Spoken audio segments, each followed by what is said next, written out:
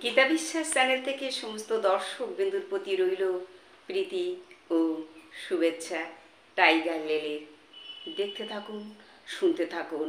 আজকে আলোচনা করা হবে সিজোফ্রেনিয়া, একটা বংশগত মানসিক রোগ। দর্শক বৃন্দ, এখন যা পরিস্থিতি দেখা যাচ্ছে, ঘরে ঘরে সিজোফ্রেনিয়া।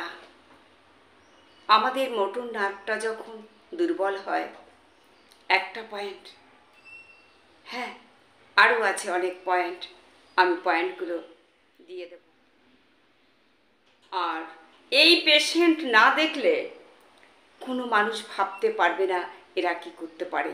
সব ঘরে সন্তান তো আর সিজোফ্রেনিয়া হয় না, তবে বংশগত কেউ থাকলে সেখানে আসে সিজোফ্রেনিয়া।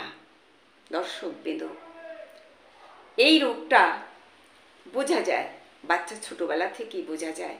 এরা অবাধ্য হয়, কোনো কথা শুনতে চায় না, সে তার দিগন্তে থাকে, সে যেটা বলবে সেটাই শুনতে হবে। মোবাইল চাই তো মোবাইল চাই, খেলনা চাই তো খেলনা চাই, শত খেলনার পরেও তাকে খেলনা দিতে হবে। ওটা দেখলেই বোঝা যাবে সিজোফ্রেনিয়া। এদের কাউন্সিলিং এবং ওষুধ চালাতে হয়। আমরা রাগ করি, মারি, ধরি, মা যখন পারছে না, অধৈর্য হয়ে যাচ্ছে, মা তখন ঠাই ঠাই করে মারে। সিজোফ্রেনিয়া, হ্যাঁ। আর মা যদি সিজোফ্রেনিয়া ডাইরেক্ট হয়ে থাকে তাহলে সেখানে কিছু করার নেই।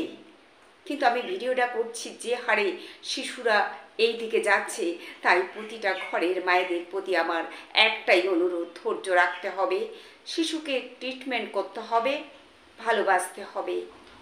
হ্যাঁ, জ্বর হয়েছে, এখনই ওষুধ দিন, এখনই ভালো হবে, এখনই আঁকতে যাবে, এখনই নাচতে যাবে, এখনই গাইতে যাবে। মাই তো সিজোফ্রেনিয়া, বোঝার ক্ষমতা নেই, তাকে সবার আগে যেতে হবে, সর্বসেরা হতে হবে। সিজোফ্রেনিয়া, হ্যাঁ, কম থাকলে হবে না, পুরোটা চাই, সম্পত্তি পুরো চাই। তার জন্য খুন করছে মাকে, বোনকে, বাবাকে, স্ত্রীকে। সিজোফ্রেনিয়া এগুলো, হ্যাঁ, তার সাথে কার্সিনোসিন যুক্ত হয়ে যায়। দর্শকবৃন্দ, লোভ মানুষকে পঙ্গু করে দেয়, এই লোভই হচ্ছে সিজোফ্রেনিয়া।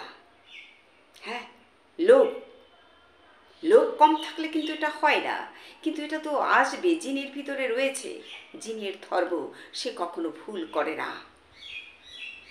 হ্যাঁ,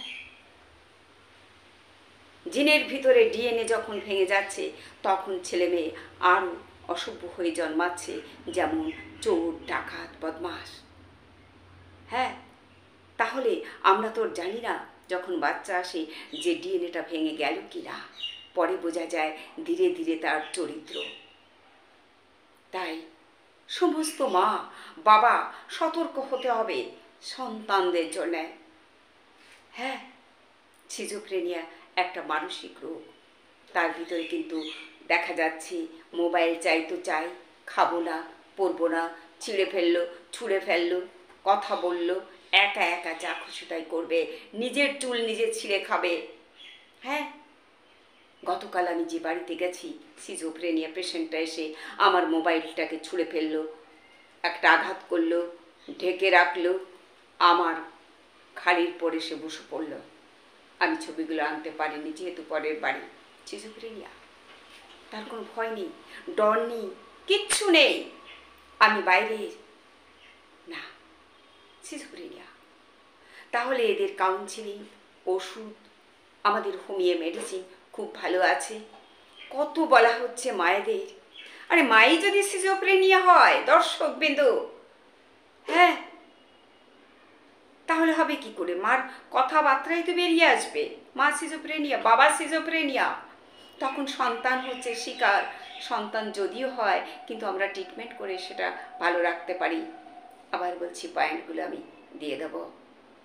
দর্শকবৃন্দ, সবাই সতর্ক হতে হবে এই বাচ্চাদের জন্য, পরবর্তী জেনারেশনটা যাতে ধ্বংসের দিকে না যায়, শেষ না হয়ে যায়, আমরা তার জন্য চেষ্টা করব। যে গরম পড়েছে, সূর্যদেব যে হারে আমাদের তাপ দিচ্ছে, আমরা কি করব সেটা কিন্তু ভাবার আছে। বিজ্ঞান কি করবে? বৃষ্টি হচ্ছে না, কি করবে? সে যদি ধ্বংস করে, পৃথিবীর কারো রক্ষা করার ক্ষমতা নেই। যে বিজ্ঞানী, তাকে তৈরি কে করেছে? প্রকৃতি। হ্যাঁ, প্রকৃতির সন্তান। প্রকৃতি তাকে জিনের ভিতরে সুন্দর কিছু দিয়ে দিয়েছে। হ্যাঁ